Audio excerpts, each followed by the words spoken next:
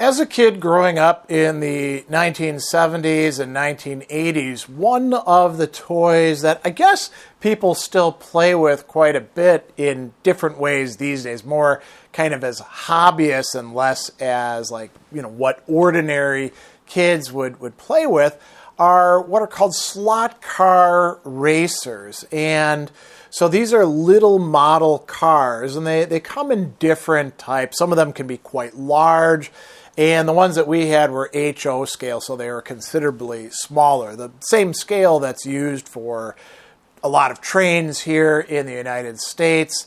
And it was a very popular pastime, apparently back in the 1960s, and then it kind of waned in sort of popularity, but then it came back in the 70s with a lot of the toys that were available to us. So these were the sort of things that you might get at Christmas time or for your birthday as a present, unless, of course, you were like a pretty well-off or rich kid, in which case you might get it any time. Who knows? And the tracks could be quite simple, quite elaborate. They could go in all sorts of different directions.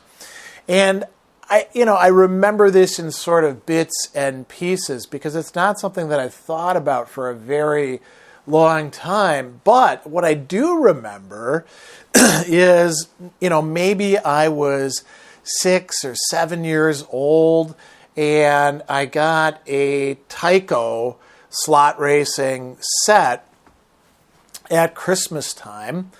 And at that time, our basement to our house was unfinished. There were a few bits of it that were kind of walled off, but we hadn't fixed anything up. And so my dad was like, well, okay, let's go, take this out and set it up. So we had 2 sawhorses on which there was a big piece of, I'm not even sure what kind of wood composite it was, but it was kind of a glossy wood on one side, sort of like a thin leaf, probably table-sized. And then it was this green kind of crunchy material on the top of it that it was, supposed to represent grass. So people could use this for model trains or wargaming or whatever they wanted to do.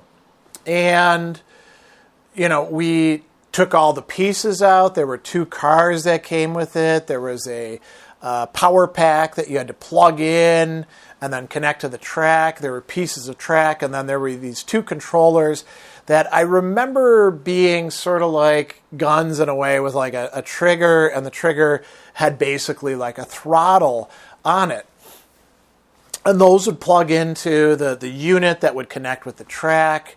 And so what you'd do is you'd set up the track in whatever configuration you wanted. And this was kind of a cool one. The simplest kind of track is, I suppose you could have one that's just a straight path and the cars get to the end and then they go off, right? But usually you'd have like a circular track so the cars could go around and around.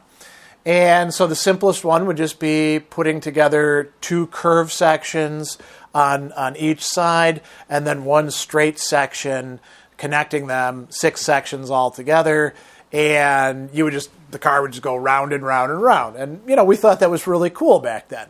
Nowadays, from the perspective of the present, you probably would bring any kid in and they'd be like, this is incredibly boring. But we thought this was amazing because, we thought a lot of low tech by the standards of the present. Things were just amazing as well. Look at the video games that we thought were cool, like Space Invaders or Asteroids, right? Or Donkey Kong. And now you're like, well, that's just garbage, right? Or Pong, for that matter.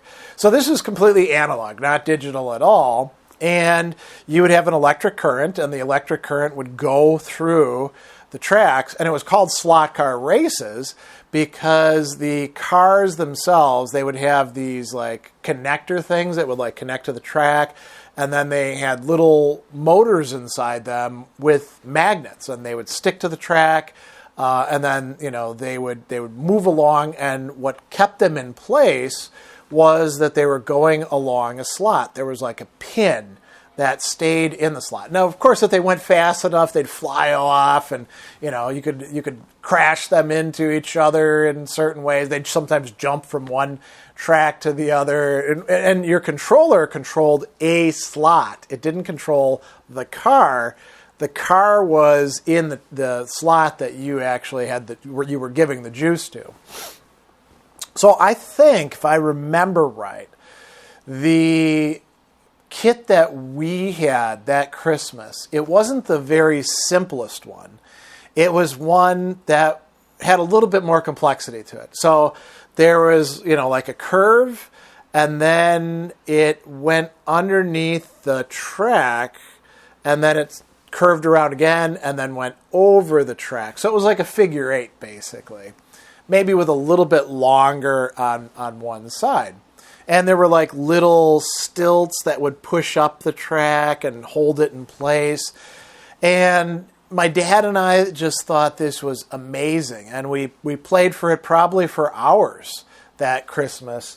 And then, we would go downstairs and race the cars. And I mean, so much was based on just random things like how well the electrical connection is being made. There wasn't any like skill in it or anything like that. But this provided a basis then for doing more and more. And there were down the line, there were other kids in the neighborhood who also had similar slot car racing stuff. And Tyco was like one of the big companies at the time, but there were a couple others as well.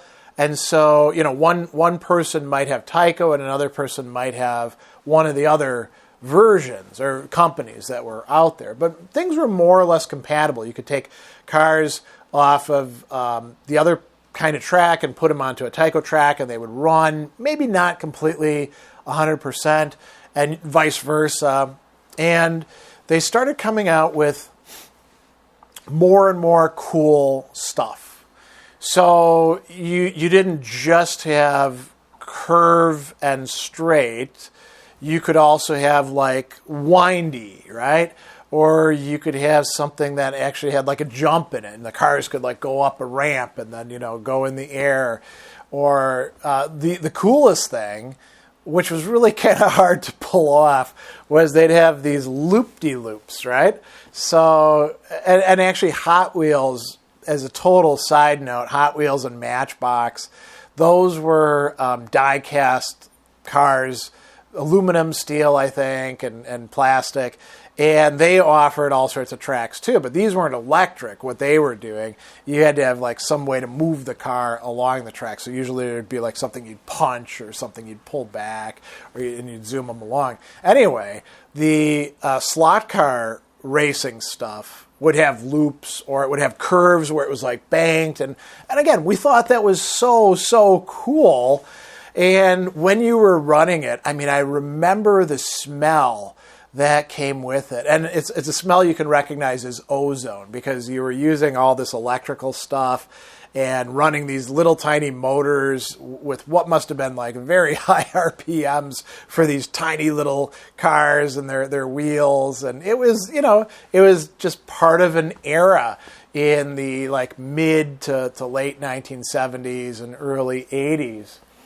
And so as time went on, I got more and more kits, and they were compatible, so you could put them together, and now you got a big track, right? And now you can like use up the whole table, or you could just go on the floor if you wanted to as well, because it was carpeted at that time. It was all concrete.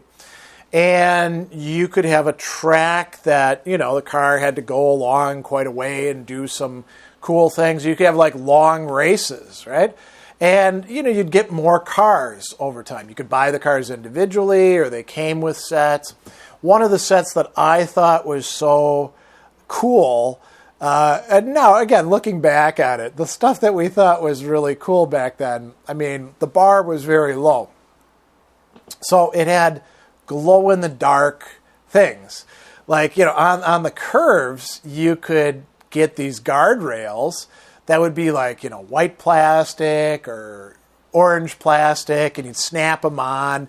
And then if the car was going too fast, it would hit the guardrail and it would go back into its track. Well, they had glow-in-the-dark guardrails and decals.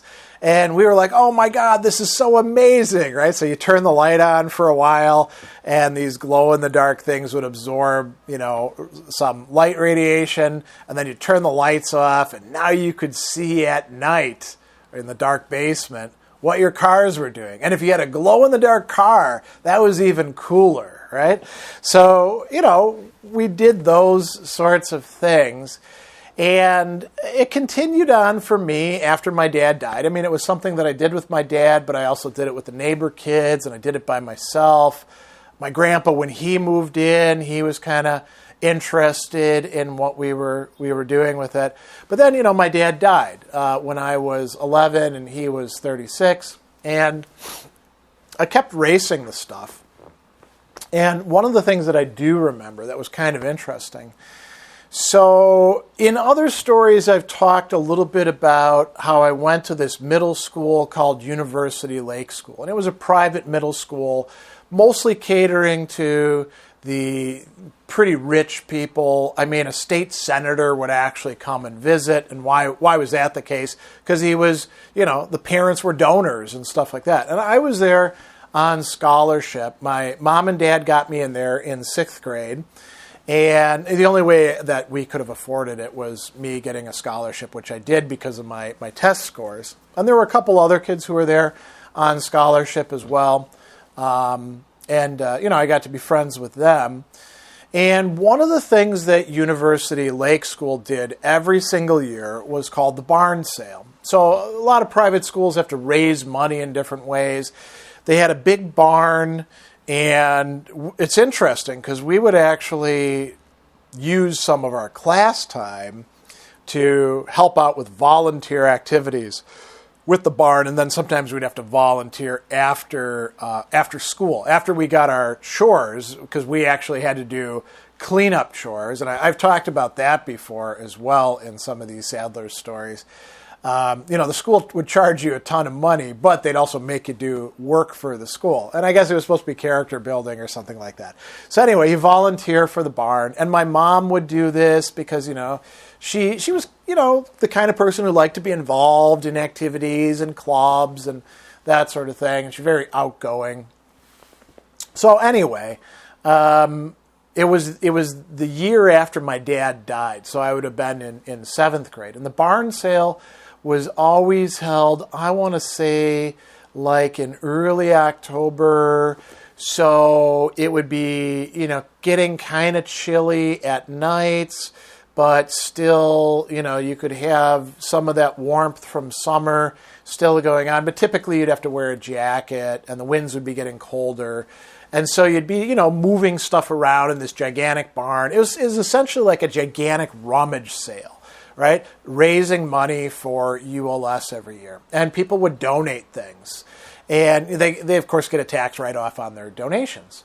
So sometimes they would donate stuff, and if you were volunteering, you'd be like, I'm going to take that home, and maybe I'll keep that, or maybe I'll bring it back, but I want to check this thing out. So this is one of the perks of volunteering for this. And so my mom would do that sort of thing all the time. And I remember one time finding a whole box of tracks for slot car racing.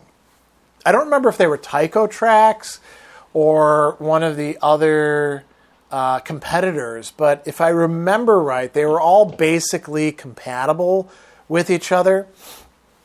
And this was like the mother lode. Somebody had a big collection. Now, they didn't have any weird, wacky stuff like loop-de-loops or, really cool curves or stuff like that.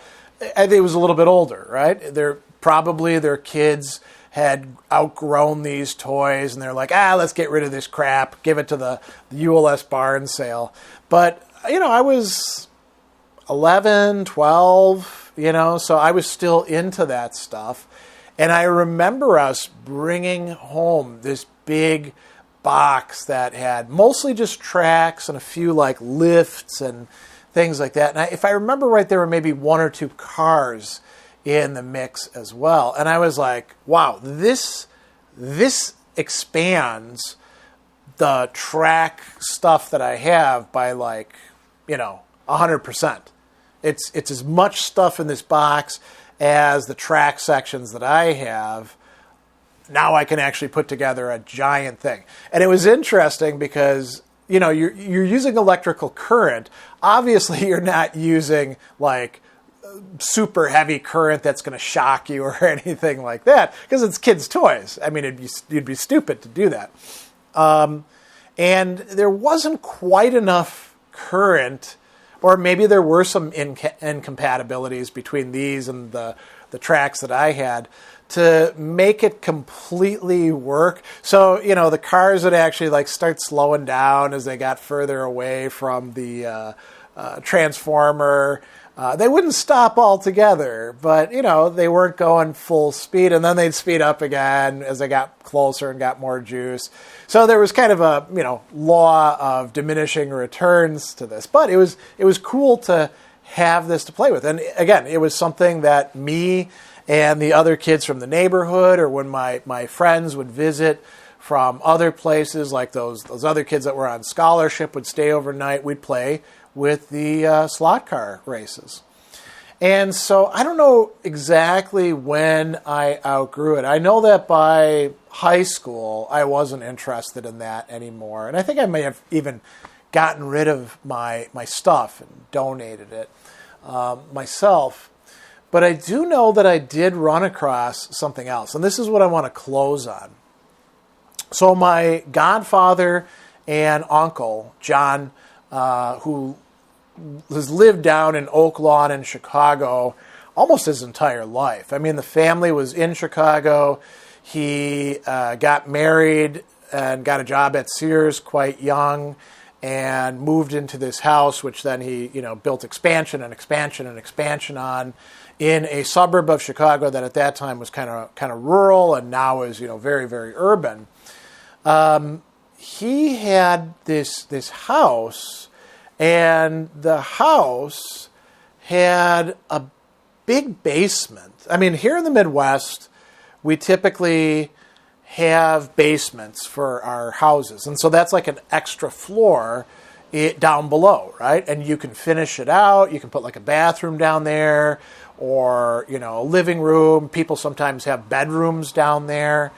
And Uncle John and Aunt Mary's place I remember there being a bathroom. There was all sorts of other stuff. They often had parties down there. And then there was this paneling, and if you pushed on it just right, the paneling opened up, and there was this little room behind there. And it probably was maybe like 8 feet by 12 feet, in dimension. So not a big room, right? And it was sort of like a secret chamber. I mean, it wasn't a secret. Once you knew where to look for it, it was very easy to find. But if you weren't paying attention, you would walk right past it. And what was in there? So there was a track, and it was just a circular, oval track. And there were, on the wall, in like little kind of almost like cabinets, slot cars. But these weren't little HO slot cars. These were bigger. They were, and they looked different. They were like racing cars, and they were hand painted. These were my Uncle John's. He had been into slot car racing back in the 60s and maybe even in the 70s, and he'd brought these downstairs and set up his own little slot car racing room. And he was, my Uncle John back then was kind of a gruff guy. Before he had kids, he didn't really like kids much. So he, you could ask him questions about stuff and he'd kind of brush you off. But Uncle John was into this. And I think he kind of liked the fact that I was into it, And so we bonded a bit over. I mean, we got the cars out and we ran them around the track, and it was really, really cool to do. Because these, the cars that I had at home are these little tiny things that are essentially like Matchbox or Hot Wheels cars. They're pretty small. These, wow, they would zip around. They were fast. John knew what he was doing with these things. And it was really cool to see it, to see what other kinds of slot car racing there were. And so anyway, that's probably the end of this story. A toy that I've got these interesting associations and memories with, which perhaps you've never heard of before. Or if you're younger, you'd be like, I can't believe that they used to play with that crap and think that it was fun, because look at how simple it is. But it really was like a whole interesting hobbyist world. And it was something that you could easily get into. And, there was room for creativity and drama and having fun with other kids or even adults who were into it. So that is, something, again, I haven't thought about for many, many years. I don't remember exactly where I saw a reference to it, but I thought I'd tell the story, and that's it.